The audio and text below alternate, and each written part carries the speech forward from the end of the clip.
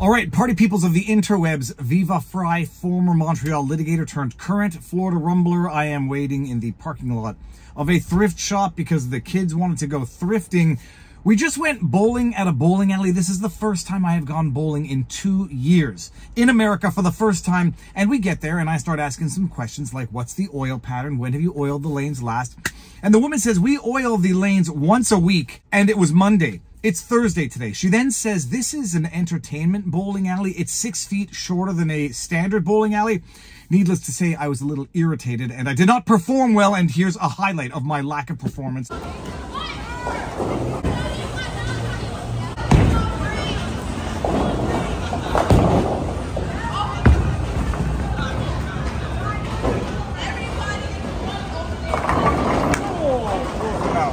close.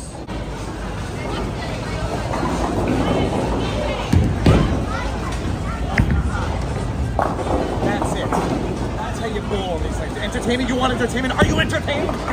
Yes, you are entertained. It's on. So there is a video that has gone viral in the Young Thug trial up in Georgia, in that totally not corrupt judicial district of Fannie Willis's Georgia. And the video leaves people with more questions than answers if you can't metabolize, digest what is going on in the video. The Young Thug trial. The guy is on trial for 9 charges, including RICO charges for participating in criminal activity. They apparently killed somebody and rented a car, and part of the allegations are that Young Thug knew that he was engaging in criminal activity when they rented the car, and that he's guilty of all sorts of things. And he's on trial right now. The video that's going viral right now is Young Thug's attorney. I think his name is Mr. Steele. And I tell you, he's got something of steel. Is his last name Steele? Because if it's Steele, then he's got something of steel for having done what he did. He was talking to the judge about an alleged ex parte communication, an ex parte meaning not in the presence of the defendant parties, with a key prosecution witness. Now, ex parte means that they are having communications in the absence of another party. This alleged meeting took place between the prosecution and the prosecution's star witness. I don't know the guy's name, but allegedly he was going to come and testify about the fact that Young Thug knew what he was getting into when they were renting the car that led to the murder of a man. Therefore, he's guilty of RICO conspiracy to participate in criminal activity. He was allegedly, purportedly, or apparently given immunity for his testimony. And he had a meeting with the prosecutor and the judge in the file in the absence of the defendant and without notifying the defendant. And then what ended up happening last Friday, this key witness who was given immunity for his testimony, some might consider that to be buying with, tampering with, getting the testimony that they want out of this guy by promising him immunity. When he gets up on the stand, he starts defiantly pleading the fifth, even when it comes to such questions as his name. Basically, he's no longer cooperating. And the judge says to him, you're going to cooperate and testify or we're going to hold you in contempt. And he did, and put this guy in jail over the weekend.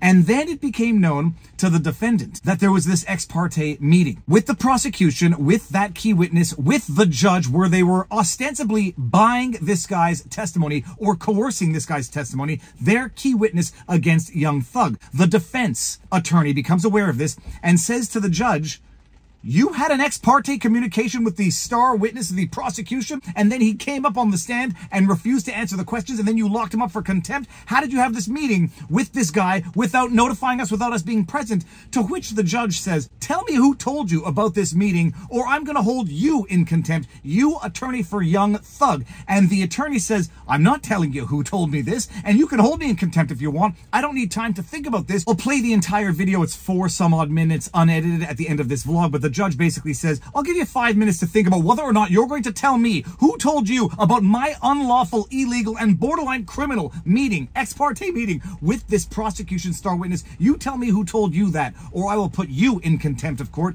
And the judge came down and held that lawyer in contempt of court. Now, from what I understand, that contempt ruling was vacated by the higher level of the court system, but the judge literally said, you are now guilty of contempt of court for not divulging who told you about my unlawful activity and sentenced the lawyer at the time, although it's been overturned, to 20 days in jail to be served over the weekend. And this lawyer, having the cojones of steel that he has, says, all right, well, if you're going to do that, can you at least put me in the same jail as Young Thug so that we can prep over the weekend? And the judge at the time said, I'll consider it. But now that that decision has been overturned, the lawyer is not going to be going to jail for contempt for refusing to disclose who told him about the unlawful meeting between the judge, the prosecution, and a star witness. This case has gone nuts, and it illustrates the absolute egregious, over-the-top corruption out of the Fulton County, Georgia court system. Fani Willis, the judge, they're all corrupt. They are all corrupt through and through, and when the corruption gets exposed, they hold he who exposes the corruption in contempt of court. That's how it works. In the world of corruption and tyranny, justice is merely a cessation of the injustice. We'll see where this goes. This case has gone over the top and quickly. There are many people who are following it thoroughly, doing the live stream of it because it is live streamed.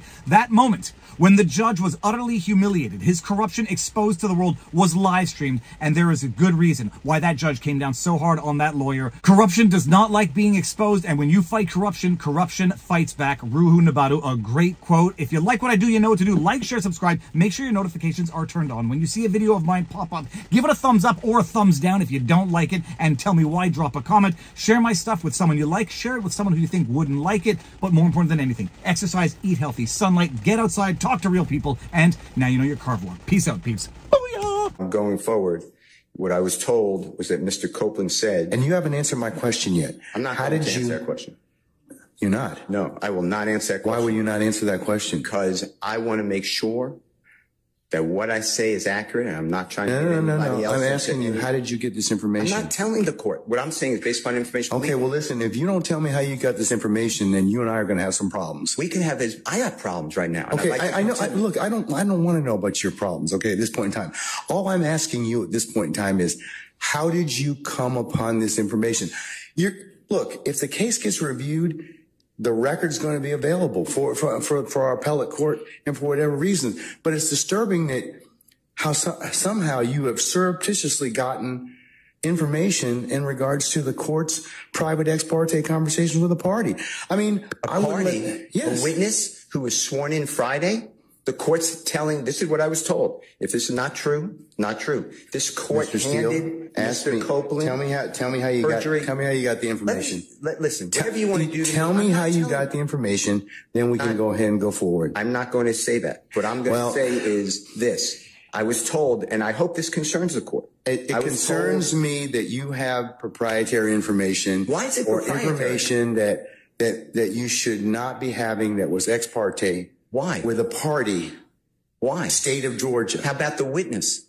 How about Mr. Copeland, who supposedly announced he's not testifying and he'll sit for 2 years, and then supposedly this honorable court, or excuse me, let me rephrase that. This court supposedly said, I can hold you until the end of this trial. Ms. Hilton supposedly said actually all of the defendants and then all 26 people are disposed of. If that's true, what this is coercion, witness intimidation, ex parte communications that we have a constitutional right to be present for. So I understand that you're upset towards me, but I don't know what I did. Mr. Steele, I still want to know, how did you come upon this information? Who told you? What I want to know is, why wasn't I there?